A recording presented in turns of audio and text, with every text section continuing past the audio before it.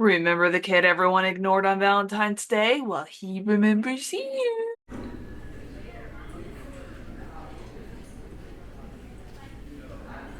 Hey, how you doing? Is I the Terrorific Lady, otherwise known as Brandy, and welcome to Retro Horror School and Happy Valentine's Day. First off, let me give a shout out and a thank you to all my supporters, JWSJ, The Flat Noodle, and Phrase. Thank you so much for all of your support. If you want to have access to perks like seeing my videos a day before everybody else, or if you want to have commissions like your own personalized movie reviews and horror movie commentary tracks, then go to kofi.com/terrificlady. And if you just want to support the Twitch side of things, go to twitch.tv/terrificlady. So here we go, everybody. This is the first movie review that I have done in a while, but I felt that it was very apropos considering the holiday. The movie that I am reviewing is 2001's aptly named movie, Valentine. Why am I surrounded by all this craziness? It's Valentine's. People get lonely, they start acting strange. You're not acting strange.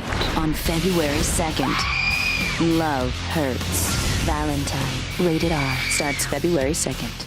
The plot of this movie starts with a flashback to a Valentine's Day dance in middle school in 1988, where a very nerdy boy named Jeremy is going around asking popular girls to dance with them.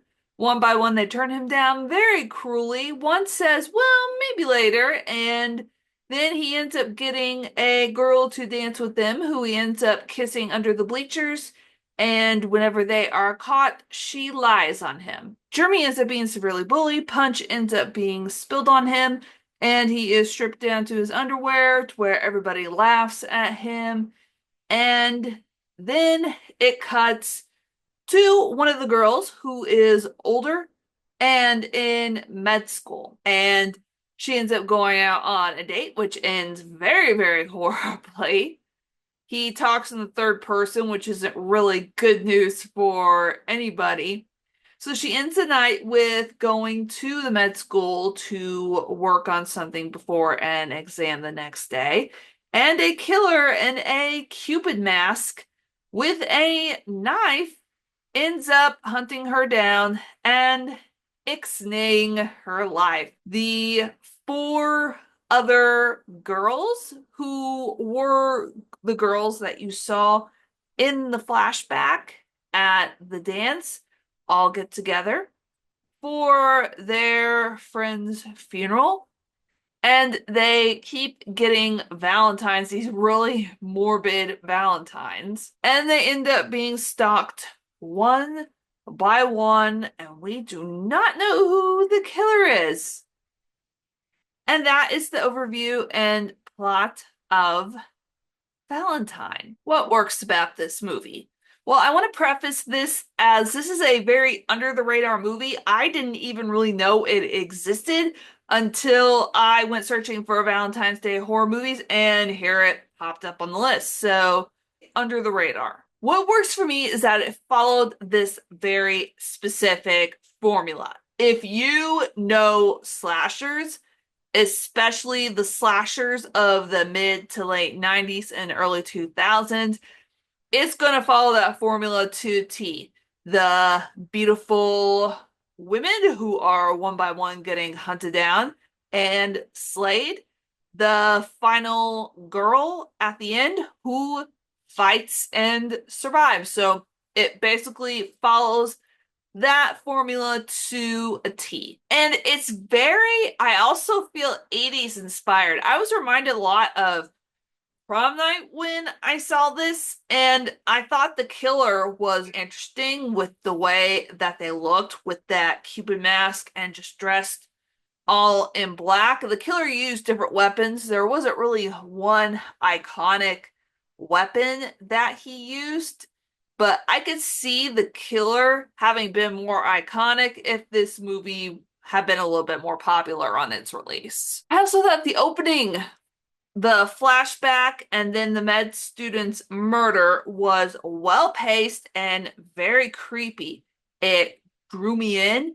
It kept my attention. I was like, oh, what is to come? If a movie can start off with a bang, then it is more than likely to at least keep me interested for a little while. Also, there were some really gruesome effects, like the box of chocolates delivered to that girl that had the maggots in it. Ugh. And it's very Valentine's themed, sometimes even down to the kills. So the girls who are going to be killed, they get a Valentine with a morbid rhyme. And some of them get killed in very themed ways. Like one gets killed with a bow and arrow, Cupid with the bow and arrow, get it? Yes.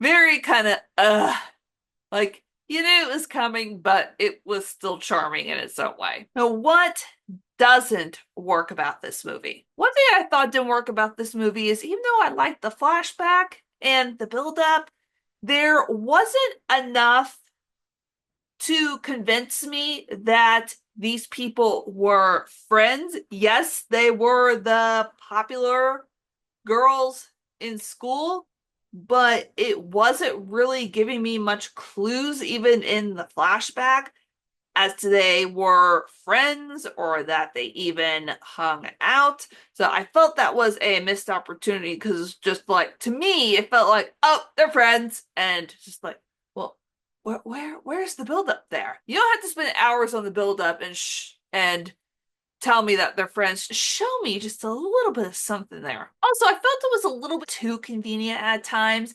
that when some of the victims were killed, that they would conveniently be in places where they couldn't be found, like a body bag, or they conveniently fell in a place where they wouldn't be found, a dumpster, until a lot later. I felt it was that was written to be too convenient, at least for me. People are not going to fall perfectly into a dumpster.